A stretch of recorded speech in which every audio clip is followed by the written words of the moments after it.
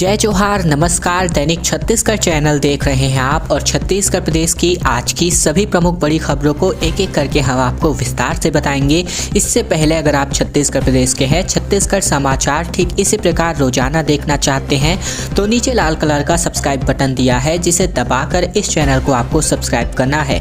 पहली बड़ी खबर आ रही है, छत्तीसगढ़ में एक बार फिर से होगी बारिश, बढ़ेगी ठंड। राजस्थान के ऊपर बन रहा है चक्रवातीय घेरा, जिसकी वजह से 9 से 10 फरवरी को बरसात संभव है। 3 से 4 डिग्री तक पारा एक बार फिर से गिरने वाला है। छत्तीसगढ़ में शीतलहर का एक और दौर खत्म होते ही मौसम ने वापस से करवट ली है। पश्चिमी विक्षोभ के प्रभाव की वजह से यहां बरसात की संभावनाएं बन रही है। मौसम विभाग ने 9 से लेकर 10 फरवरी को सरगुजा बिलासपुर संभाग के जिलों में हल्की बरसात की संभावना जताई है।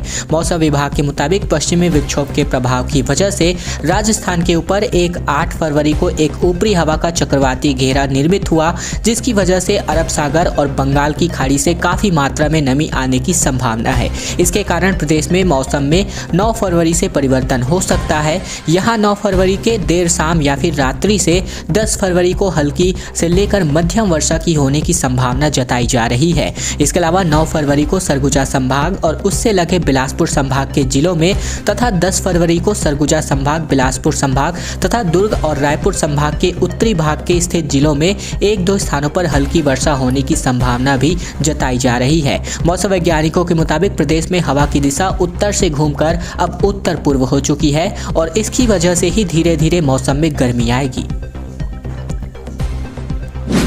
बात कर लेते हैं, दुर्ग में स्मार्ट सिटी की तर्ज पर स्मार्ट वार्ड बनाए गए हैं। हाईटेक सीसीटीवी कैमरे से ये जो वार्ड है लेस बताए जा रहे हैं। 24 घंटे यहाँ प्योरीफाई पानी मिलेगा। पूरे वार्ड को वाईफाई जोन में बदलने की तैयारी भी की जा रही है। दरअसल एक बहुत अच्छी खबर आ रही है दुर्ग नगर निगम से, जहाँ पर एक ऐसा वार्ड भी है जो कि स्मार्ट सिटी की तर्ज पर पूरी तरीके से विकसित किया गया है। इस वार्ड में हर वो सुविधा है जो एक शहर में स्मार्ट बनने के लिए जरूरी होती है। यहाँ निर्दलीय पार्षद है और वार्ड वासियों की हर समस्या को दूर करने के लिए पूरी मेहनत करते हैं। इस वार्ड की हकीकत जानने के लिए जब हमारी टीम ने यहाँ का दौरा किया तो सभी दावे सही पाए गए। दरअसल दुर्ग शहर भले ही स्मार्ट सिटी योजना में शामिल नहीं किया गया हो, लेकिन दुर्ग के सिंधिया नगर वार्ड की बात करें, जहाँ पर 21 वार्ड क्रमांक 21 की बात करें तो यहाँ के युवा पार्षद स्थानीय स्तर पर ही वार्ड को स्मार्ट बनाने के लिए कड़ी मेहनत कर रहे हैं। इस वार्ड में सड़क, नाली और पानी की सुविधाएं तो है ही, साथ ही वो हर सुविधा है जो एक बच्चे से लेकर के बुजुर्ग को मनोरंजन, शांति और सुरक्षा के लिए जरूरी होती है। यहाँ बच्चों के लिए garden, open gym, indoor stadium, इसके अलावा महिलाओं के लिए महिला जिम और भवन सहित बुजुर्गों के लिए बैठने और चर्चा करने के लिए पूरी व्यवस्था की गई है। दूसरे वार्डों से लोग यहाँ पर इस वार्ड में पानी भी लेने आते हैं, क्योंकि यहाँ वार्ड 21 के लोगों को प्योरीफाई पानी देने के लिए पार्षद ने यहाँ वाटर एटीएम लगवाया हुआ है। यहाँ वाटर एटीएम छत्तीसगढ़ का पहला वाटर एटीएम था। इसके बाद से सैकड़ों जगह वाटर एटीएम लगे और वर्तमान में खराब पड़ गए हैं, लेकिन इस वार्ड का वाटर एटीएम पूरी तरीके से सही और सटीक काम करता है।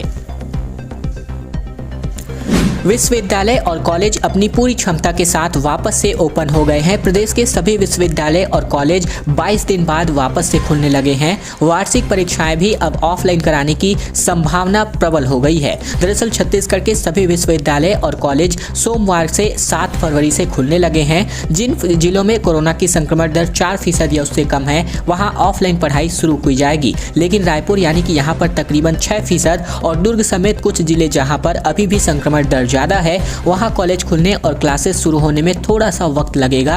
रविशंकर विश्वविद्यालय अभी सेमेस्टर परीक्षाएं ऑनलाइन मोड पर ही ले रहा है और यह आगे भी जारी रहेगा। लेकिन इसके बाद की बात करें, यानी कि वार्षिक परीक्षा की बात करें, तो मिलाकर सभी परीक्षाएं ऑफलाइन मोड पर होंगी, यानी कि सेंटर में जाकर के आप लोगों को परीक्षाएं देनी होंगी। कोरोना संक्रमण के मामले बढ़ने की वजह से 13 जनवरी को शासन ने विश्वविद्यालय और कॉलेज बंद करने के आदेश दिए थे तथा पढ़ाई और परीक्षा ऑनलाइन मोड करने के निर्देश दिए थे। तीसरी लहर में के शुरू में मरीज के बढ़ने के बाद विश्वविद्यालय और कॉलेजों को बेमुद्दत बंद किया गया था, लेकिन अब संक्रमण दर तेजी से घट रही है और इस वजह से शासन ने 22 दिन बाद एक बार फिर से यूनिवर्सिटी और कॉलेजों को खोलने तथा ऑफलाइन क्लासेस संचालित करने के आदेश जारी कर दिए हैं। प्रदेश में तकरीबन सभी विश्वविद्यालय इसी आदेश के अनुसार खुल गए, लेकिन रायपुर समेत जिन जिलों में संक्रमण दर अभी भी 4% से अधिक है, वहां विश्वविद्यालय और कॉलेज खुलने में थोड़े दिन का इंतजार और करना पड़ेगा। छत्तीसगढ़ में धान खरीदी अब जाकर बंद हो गया है। छत्तीसगढ़ में धान खरीदी का एक नया रिकॉर्ड हासिल हुआ है। अंतिम दिन तक 97,97,000 मीट्रिक टन धान आया।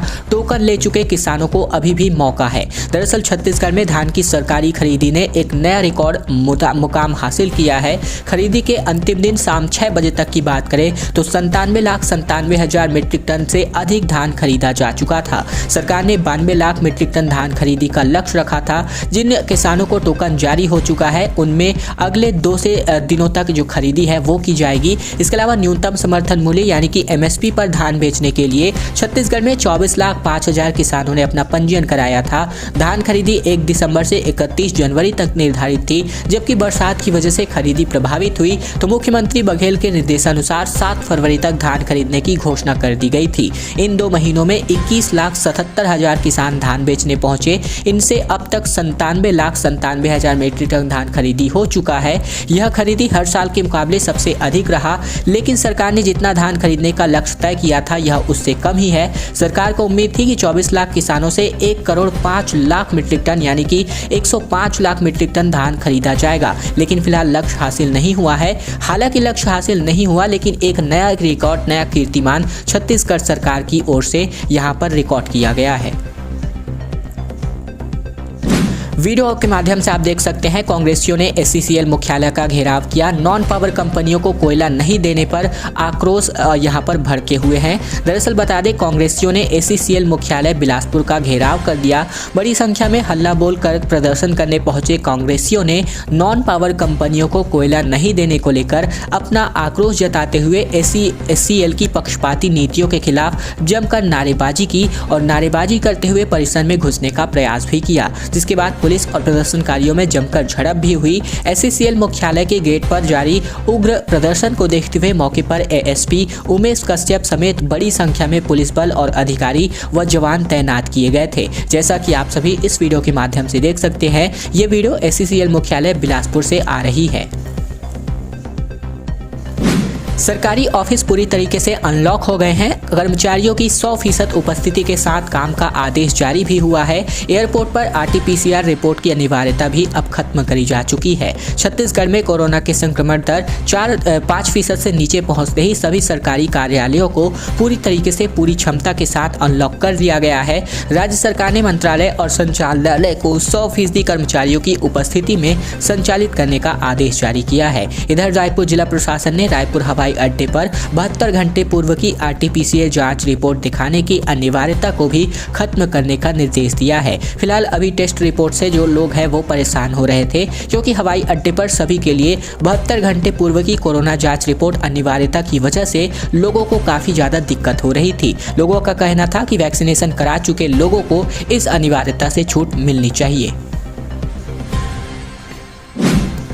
छत्तीसगढ़ में ट्रेलर और ट्रक में भिड़ंत का एक वीडियो जो है आप देख सकते हैं, जहां पर जो ड्राइवर है वो जिंदा जल गया।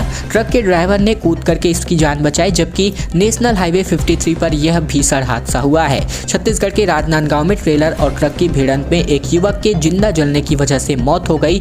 टक्कर के बाद दोनों वाहनों में आग लग गई। आग इतनी भयानक थी कि ट्रेलर के ड्राइवर को बाहर निकलने तक का मौका नहीं मिला। वहीं ट्रक के चालक ने कूदकर अपनी जान बचाई। आग की लपटें दूर दूर तक दिखाई दे रही थी। सूचना मिलने पर तकरीबन 1.5 घंटे बाद फायर ब्रिगेड की टीम मौके पर पहुंची और इसके बाद इस आग पर काबू पाया जा सका। और अब छत्तीसगढ़ में बीते 24 घंटे में कोरोना के ताजा आंकड़ों की बात करें, संक्रमण दर की बात करें तो बीते 24 घंटे में 1292 नए कोरोना मरीज मिले हैं। इसके अलावा 14 संक्रमितों की मौत बताई जा रही है बीते 24 घंटे में। दरअसल छत्तीसगढ़ में कोरोना के संक्रमण दर में तेजी से गिरावट आ रही है। प्रदेश में बीते 24 घंटे में 1292 नए कोरोना संक्रमित मरीज मिले। स्वास्थ्य विभाग द्वारा जारी मेडिकल बुलेटिन के अनुसार 24 घंटे में 4180 मरीज स्वस्थ भी हुए हैं। वहीं दूसरी ओर 14 मरीजों की उपचार के दौरान मौत हो गई। दरअसल बता दें कि प्रदेश में अब पॉजिटिविटी रेट घट करके 3.6% पर जा पहुंची है। इसके अलावा बता दें कि प्रदेश में अब 13,706 संक्रमितों का उपचार जारी है, यानी कि ये एक्टिव मरीजों की संख्या है। फिलहाल जिलेवार आंकड़े आप अभी अपनी स्क्रीन पर देख रहे हैं।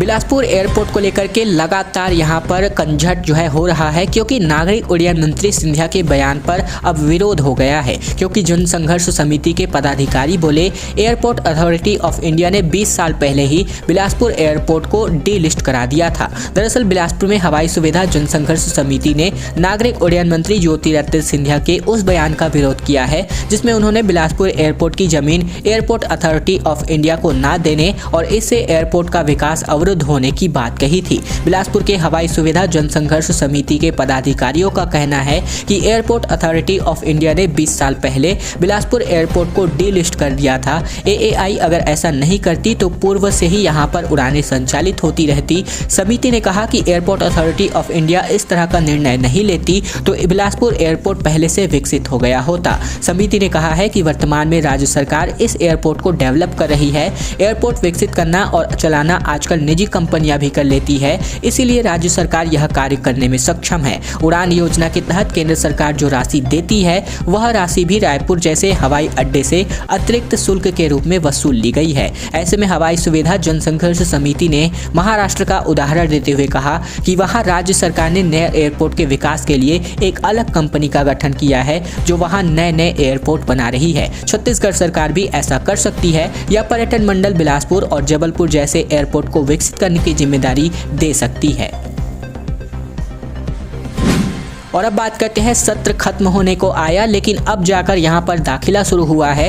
दरअसल हम बात कर रहे हैं छत्तीसगढ़ के एकमात्र फिशरीज कॉलेज के बारे में, जहां पर 8 फरवरी से ऑनलाइन एडमिशन प्रारंभ हो रहा है। मार्च में यहां पर इसकी काउंसलिंग होगी। देश के सभी स्कूल, कॉलेज और विश्वविद्यालय में अब सत्र के अंतिम परीक्षा का दौर है। कई जगह परीक्षाएं भी शुरू हो गई हैं तो कई जगहों के लिए समय सीमा भी जारी हो गई है। इन सब के बीच कवर्धा जिले में स्थित छत्तीसगढ़ का एकमात्र फिशरीज कॉलेज भी है, जहाँ पर BFSC यानी कि बैचलर ऑफ फिशरीज साइंस के प्रथम वर्ष में एडमिशन शुरू होने वाले हैं। दरअसल कॉलेज की ओर से सत्र 2021-22 में ऑनलाइन एडमिशन के लिए शेड्यूल जारी कर दिया गया है। कॉलेज प्रबंधन की ओर से देरी का कारण कोरोना और नीट को बताया जा रहा है। प्रवेश के संबंध में जानकारी दुर्ग के दाऊ श्री वासुदेव चंद्राकर कामधेनु विश्वविद्यालय के पोर्टल पर अपलोड की गई है। पहली बार हुआ है जब इतनी देरी से एडमिशन शुरू हो रहे हैं। और अब बात करते हैं आज के अंतिम बड़ी खबर के बारे में, जहां पर भाजपा में बवाल में जगत गुरु की एंट्री हो रही है, क्योंकि सतनामी पंथ के गुरु और मंत्री रुद्र कुमार के बंगले में तोड़फोड़ के आरोप इन पर लगे। SC/ST एट्रोसिटी में भी कार्यवाही की मांग हो रही है।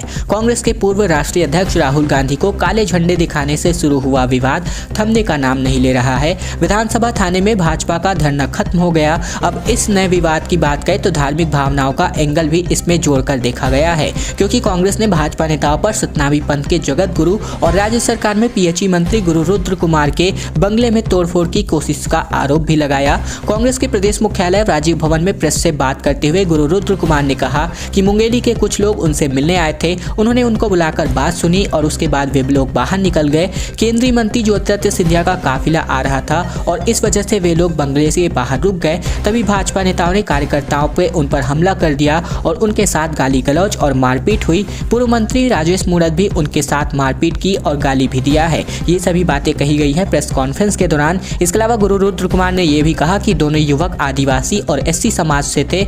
ऐसे में राजेश मूणत और उनके कार्यकर्ताओं के ऊपर SC/ST एट्रोसिटी की कार्यवाही भी होनी चाहिए। ये सभी बातें प्रदेश के कांग्रेस कमेटी ने कही हुई हैं। दोस्तों, आज की खबरों का सिलसिला बस यहीं तक का था। वीडियो अगर आपको पसंद आए तो इस वीडियो के नीचे लाइक बटन है, जिसे दबाकर इस वीडियो को आपको बहुत ही छोटा सा लाइक कर देना है। नीचे लाल कलर का सब्सक्राइब बटन भी दिया है, जिसे दबाकर इस चैनल को आपको सब्सक्राइब करना है, ताकि प्रतिदिन की महत्वपूर्ण खबरें, छत्तीसगढ़ के समाचार बिना किसी रुकावट रोजाना हम आप तक पहुंचा सके। तो चैनल को जरूर से सब्सक्राइब कीजिएगा।